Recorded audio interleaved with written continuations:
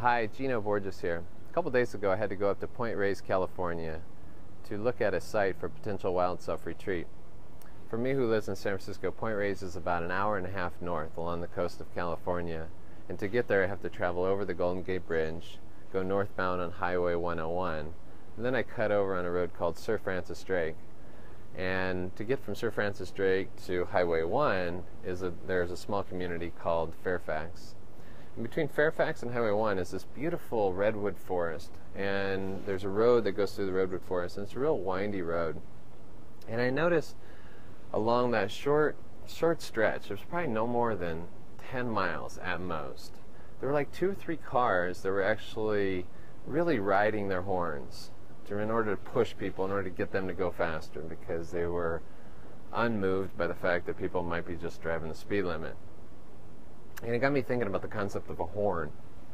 And when I think of the horn, it's like, you know, a horn has a great function in some contexts. Like if you're in a parking lot and somebody's pulling out and they don't see you, beep the horn, and all of a sudden that prevents an accident.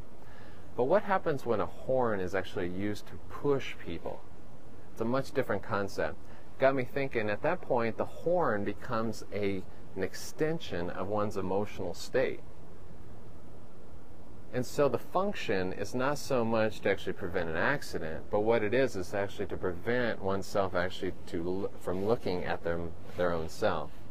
Because in those cases where people are riding the horn, in essence they're directing their attention, they're directing their frustration outward onto the person that's in front of them. But I suspect if we look deep enough and think about the horn as a logical extension of one's emotional state, that the louder the horn is, the louder that the voice is, and the louder the consternation, or the more intense the consternation is within. And because there hasn't been that introspection of that status, that personal status, that interior status, what happens is it just gets redirected outward, and our frustration goes outward. And to me, the horn, whenever we are pushing people and using the horn to push people, is symbolic of that interior frustration.